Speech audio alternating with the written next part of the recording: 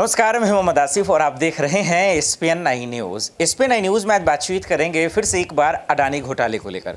पहले 10 फरवरी को सुनवाई हुई, उसमें सुप्रीम कोर्ट ने ज़बरदस्त तरीके से फटकारा, लेकिन उसके बावजूद आज सुनवाई होनी है, लेकिन अब तक हुआ नहीं है।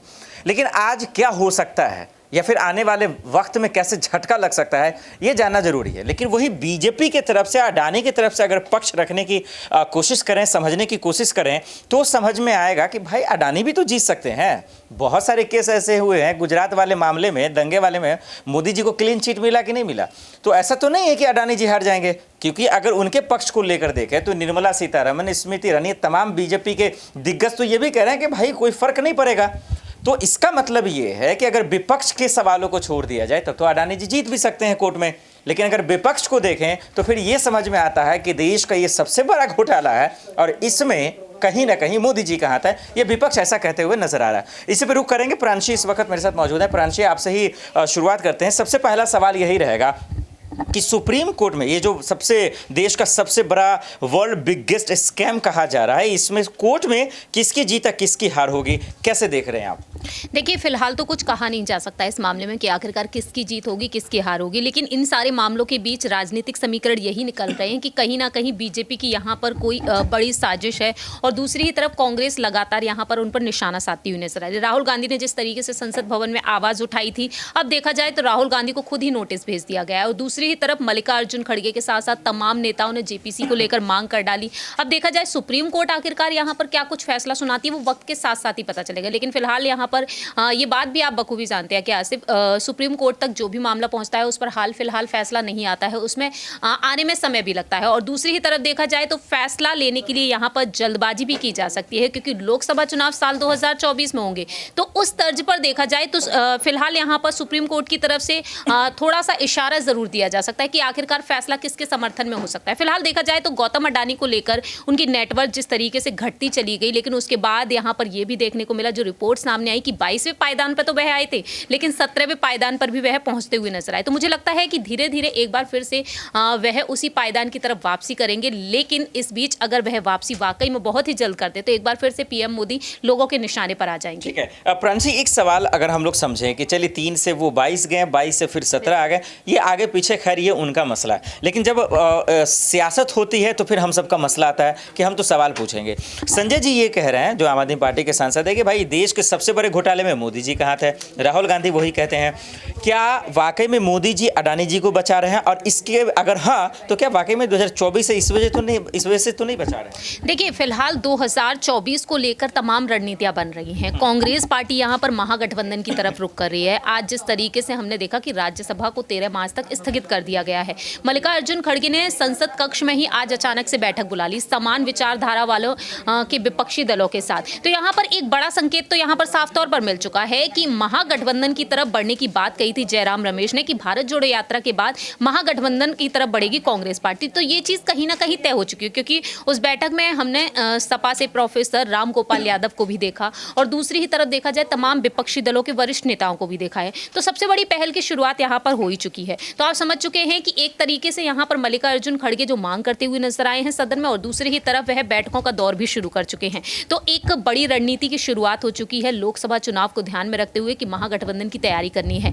तैयारियां तो पहले से भी शुरू हो चुकी थी, जब 21 दलों को निमंत्रण भेज दिया गया था कि भारत जोड़ो यात्रा के समापन समारोह में शामिल हो जाए। लेकिन अब यहाँ पर जैसा कि आपने बात कही है कि सुप्रीम कोर्ट का फैसला आए या ना आए, क्या यहाँ पर राजनीतिक समीकरण यही बनेंगे लोकसभा चुनाव को ध्यान में रखते हुए? तो जाहिर सी बात है वो समीकरण बन ही रहे हैं। और उन्हीं समीकरणों को ध्यान में रखते हुए राहुल गांधी ने संसद में जिस तरीके से यहाँ पर पिक्चर्स दिखाई थी कि कैसे यहाँ पर अडानी के और लोगों के साथ यहाँ पर रिश्ते काफी अच्छे हैं, लेकिन उन्होंने खुद के ही घर के सदस्य की तस्वीरें नहीं दिखाई, रॉबर्ट वाड्रा की।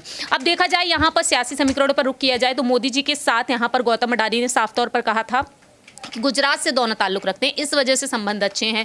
और जब वह गुजरात के मुख्यमंत्री रहे तब गौतम अडानी के घर जितने भी कार्यक्रम हुए तब वह उनका हिस्सा भी बने थे। तो ये दोस्ती बीते लंबे वक्त से चली आ रही है। अब उस दोस्ती को यहाँ पर यही नाम दिया जा रहा है कि कहीं ना कहीं मेहरबानी देखने को मिल रही है। अगर मेहरबानी की ही बात है तो यहाँ पर विपक्ष पर अगर रुख किया जाए तो पूरी की पूरी बीजेपी, और दूसरी ही तरफ देखा जाए पीएम मोदी ने साफ तौर पर सदन में कह दिया था कि वे एक अकेला शख्स जो है, एक अकेले शख्स ने यहाँ पर पूरे के पूरे विपक्ष में हड़कंप मचा के रख दिया। है। यानी कि पीएम मोदी बेशक आज पीएम पद पर हैं, अगर वह किसी और पद पर भी चलते तो कहीं ना कहीं विपक्ष के निशाने पर वह फिर भी बने रहेंगे। और वाकई में ये काबिले तारीफ भी कहा जा सकता है कि अकेले एक शख्स ने यहाँ पर पूरे के पूरे विपक्ष की नींद उड़ा रखी है। चलिए, बहुत बहुत शुक्रिया।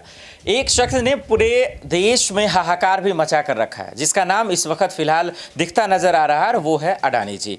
एक शख्स पूरे देश में आज वाकई में तरक्कियों का माहौल बना रखा है, और ये चीज़ प्रांशु जी कहते हैं नजर आ रही है। लेकिन जब हम देश की हकीकत को देखते हैं तो हम सबको नजर आता वही है कि दूसरे के घर पे शीशे तभी मारा कीजिए जब अपने घर शीशे के ना हो। और वो ये है कि देश में अगर बेरोजगारी, युवाओं, तमाम लोगों को अगर आप देखेंगे तो आपके होश उड़ जाएंगे।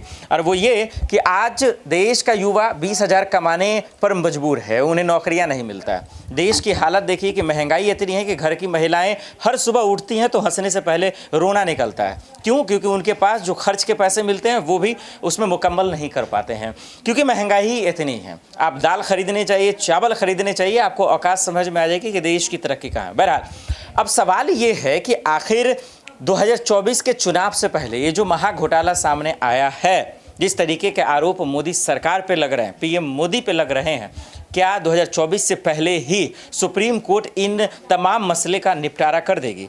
कौन जीतेगा, कौन हारेगा, ये बात की है, लेकिन सवाल ये है कि उससे पहले क्या ये फैसला जाएगा?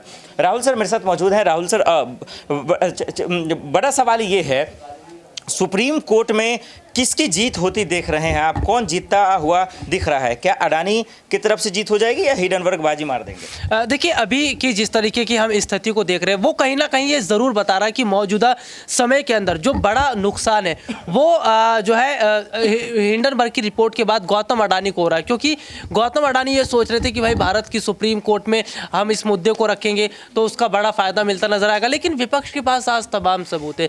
विपक्ष आज पूछना चाहता है, जनता आज पूछना चाहती है कि भाई आपने फर्जी कंपनियां किसके आधार पर बनाई?